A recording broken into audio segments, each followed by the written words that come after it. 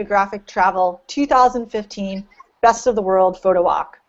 I'm Sarah Polger. I'm a senior photo producer with National Geographic Travel. And today I'm joined by Amy Alipio, our editor for the 2015 Best of the World feature.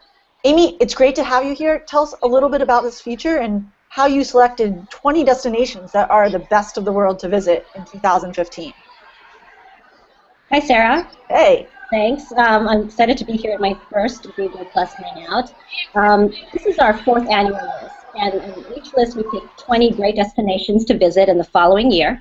And every year I have this little panic attack as we're getting going because there's so many great destinations, and we have to narrow it down to 20.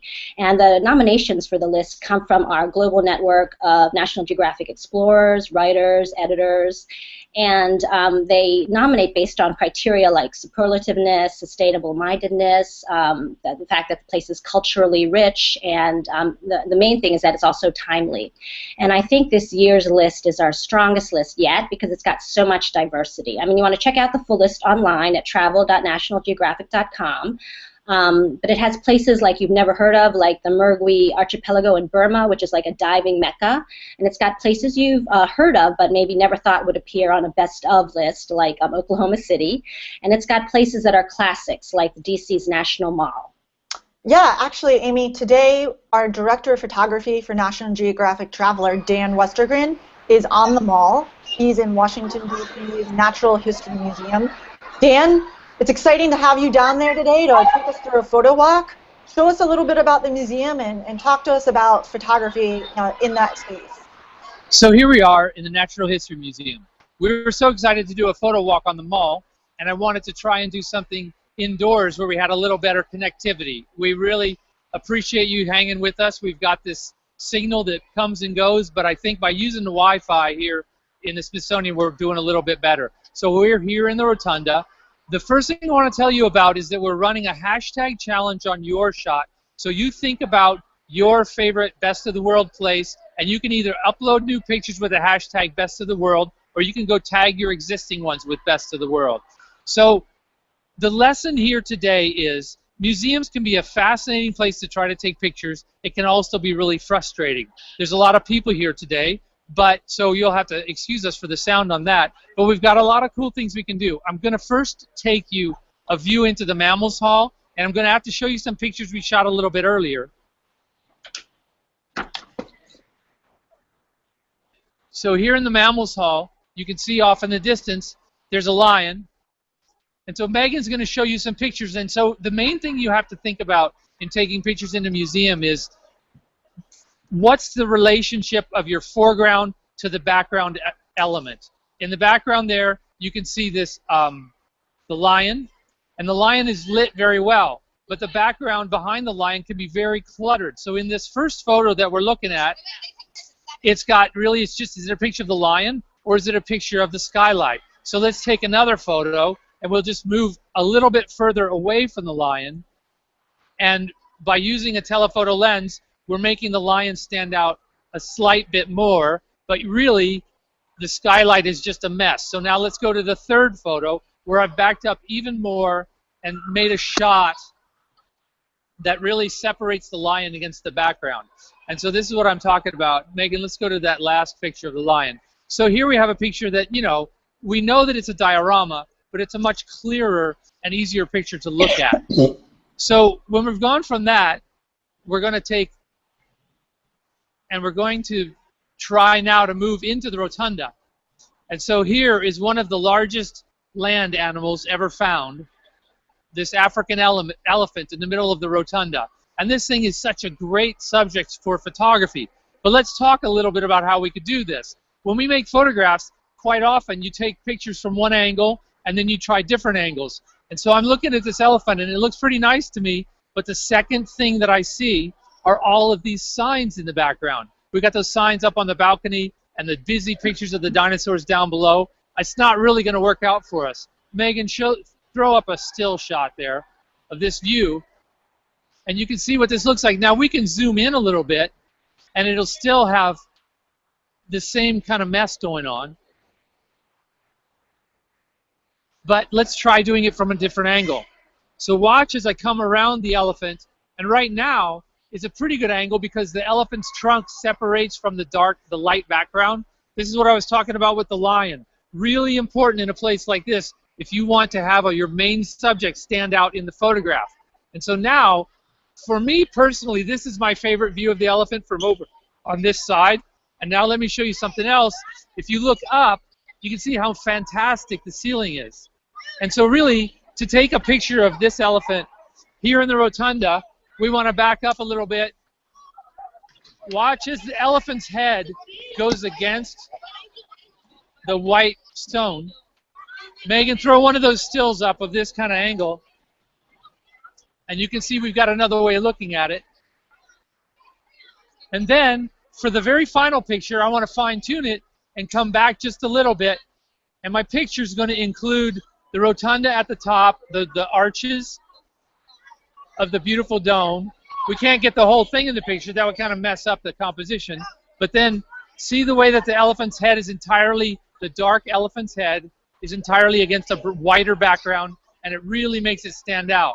The last thing we can play with here is watch on the video feed the bright lights behind the elephant. As we move in, we can use those lights to sort of make the elephant's trunk stand out just a little bit more. Dan, those are some really great tips, and we can see that today you're in a very busy area of the museum. Can you talk a little bit about working through that crowd and still taking on the tips that you're talking about, isolating the subject against backgrounds that let it stand out, and also kind of dealing with the mixed lighting that you're seeing in that interior? This mixed lighting is the perfect, I usually don't say this, I usually tell people to set their white balance for the situation that they're in. So if you're in an incandescent room, you set your white balance that way. If you're outside, you should set your white balance on daylight. But I'm going to tell you, in this situation, automatic white balance is your friend. We've got daylight on the wall. We've got yellow incandescent lights. It really, the auto white balance of my phone is doing a fantastic job of mixing this out and really making it all look quite pleasing. So the modern cameras, it works great, the auto white balance. That's terrific. And you know, Dan, you've traveled all around the world and you've been in a lot of different interior museum spaces. Are there any things that stand out as a photographer when you're working in those spaces? Every museum is different, but are there one or two things that are consistent across the board that are both a challenge and a positive to working in that kind of space? Well, what's really nice about working in a museum is that there's these really excellent displays. You know, somebody has set this elephant up to look just as good as it possibly can in this architectural space.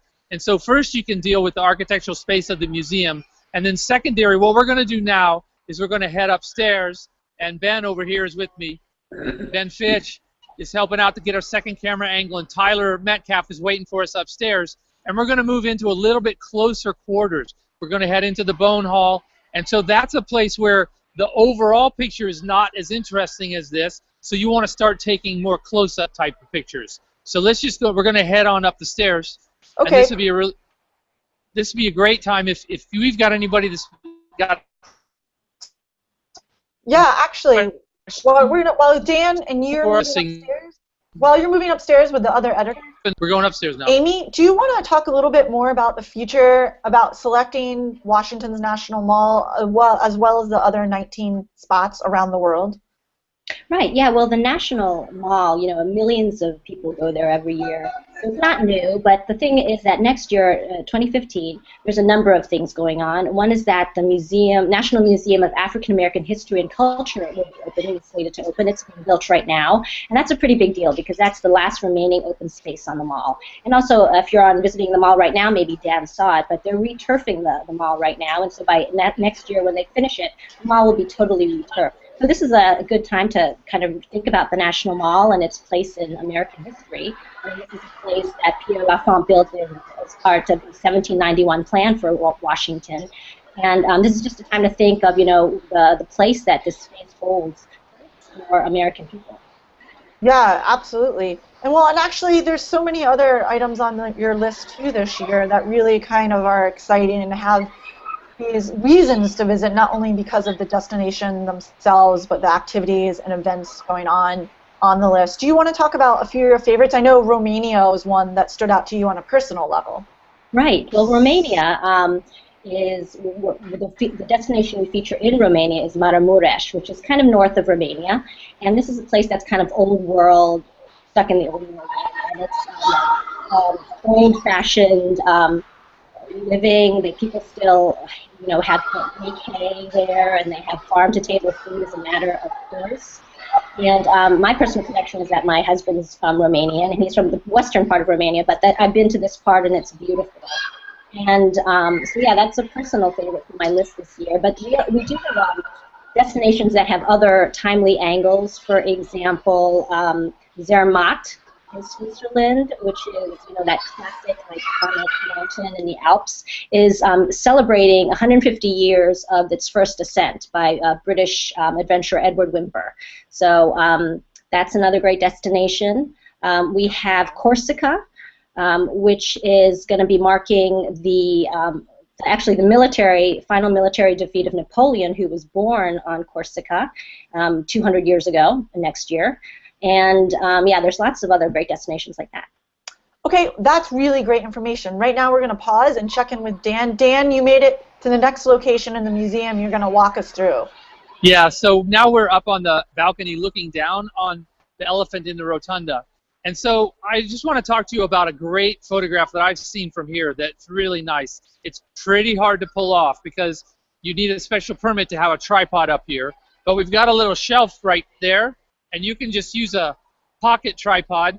But it's a really interesting place. If you take a picture from this spot of the elephant, I would use a little wider lens than my phone has right now, but use a neutral density filter or a low ISO, shoot it at f/22, get the shutter speed as absolutely long as you can. Let's say if you could get 15 seconds or 1 minute, or if you took a 2-minute exposure in this place, the people would either disappear or they would turn into a bit of a blur that was sort of highlighted. It'd be like people in a racetrack going around the elephant. This is a really cool place to shoot that kind of picture and try a little bit of technical stuff like that. So. And Dan, carrying a sandbag, just like you're mentioning when you're traveling, is actually really a helpful tip for some photographers because it lets you be flexible in a place where you may have restrictions, whether it's you're simply not allowed to have a tripod or there's not room to set up a tripod. That can really provide a stable platform for you to take longer exposures or be more creative with your photography. Yeah, that's a great way. All right, so go ahead, Sarah. Oh, well, I was just going to ask, where are you going to take us next? Now we're going to back out of there, and I'm going to go to the new. There's a new dinosaur exhibit. So let's walk through bones and mummies. This is one of the coolest places here. They've got bones of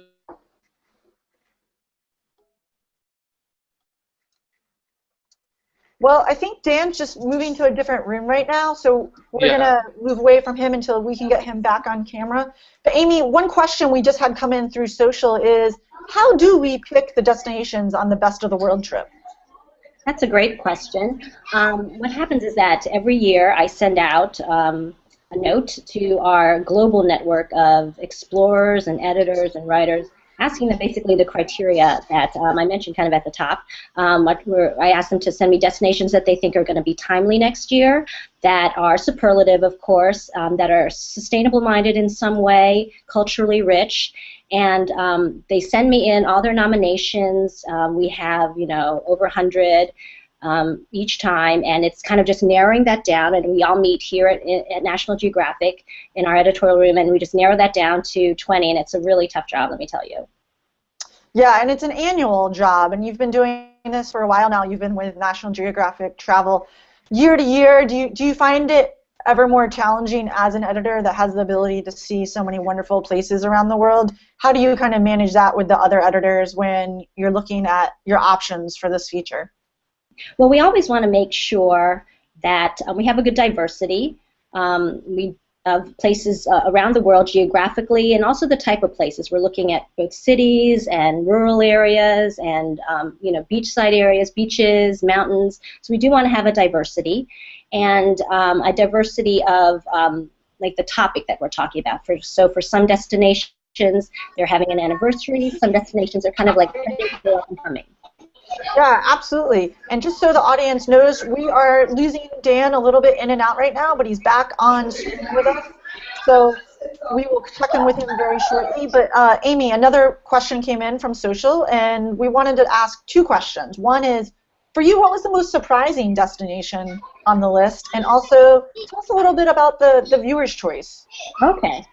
Thanks so much for those questions. I think the most surprising for me was a place called Sark in the Channel Islands, which I had never heard about. And you know, I'm an editor here at National Geographic, and I hear about a lot of weird places, but Sark in the Channel Islands is a place that used to have a feudal form of government until like about 2008, when they decided to vote to go democratic. And so they've been feudal government. They've had a seigneur who like owns everything.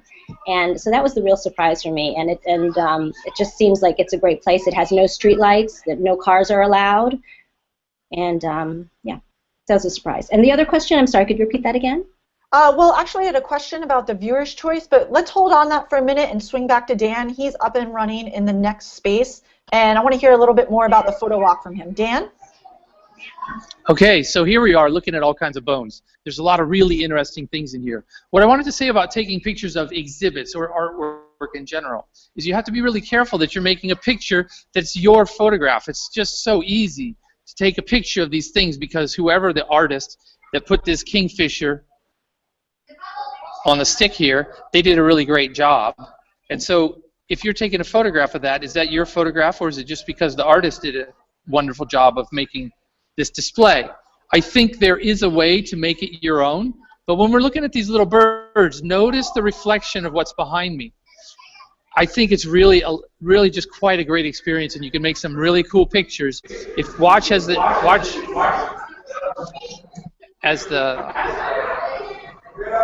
reflection goes away. Wow, we've got a double sound somewhere. Yeah, and Dan, reflections are actually a really challenging thing in a space with a lot of glass and a confined space. And when you're working around that in a museum, I think it takes a lot of patience as a photographer, but do you have some other tips from the field as well? Well, really the key is to pay attention to what you're seeing. So what happens is the reflections will show up sometimes and then they won't show up on other times. And so if I back up far enough away, you can see how we don't see any reflection on these windows at all because they're much brighter than the dark part of the room. And the reflection that I'm seeing here is a reflection of the window display. So if you just go up above and then come in close, it makes for a much better image. And so there's a photographer I wanted to tell you all about. His name is Richard Barnes, and he's sort of made his career dealing with these kind of things. A lot of the work he does is of museum exhibits. Now, he has become such an expert that museums will call him to take pictures when they're setting up the exhibit. But otherwise, he's still it's just a great place to get pictures of people. Look at how everyone loves this big, huge turtle. And we've got that reflection. So you could use a polarizer to kill some of that reflection, but really it's just about choosing the spot where you take the picture from. Yeah. So here we can get a really clear shot of this turtle's head, and it doesn't have the reflections in it. So there was this one cute little thing in here I found a little earlier. Megan, let's cue up the little mouse. And so it's kind of fun to just see what's in the museum, make it your own. I'll add a little frog to the mouse. I think that some of these displays make a really great photograph. Other ones just look a little loose and empty.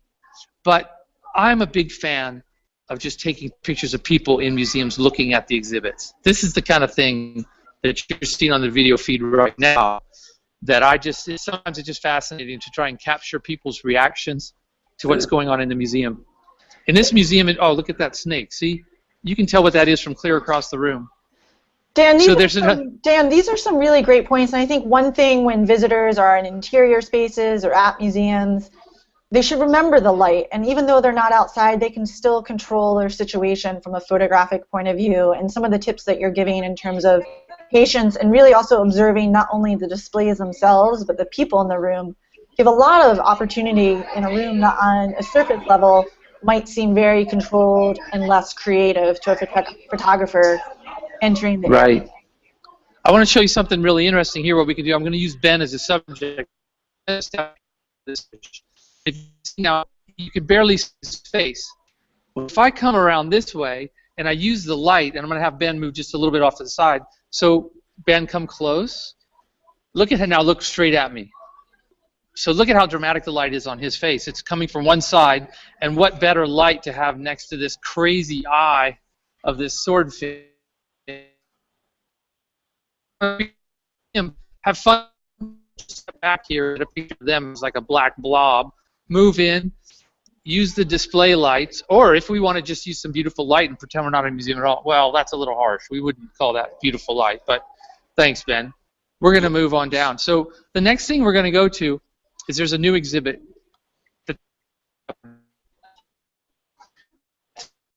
It's got the dinosaurs. So let's go see Kelly, who's from Museum of Natural History staff, and she's going to let us into this new exhibit. So it's temporarily closed. This one's opening to the public this week.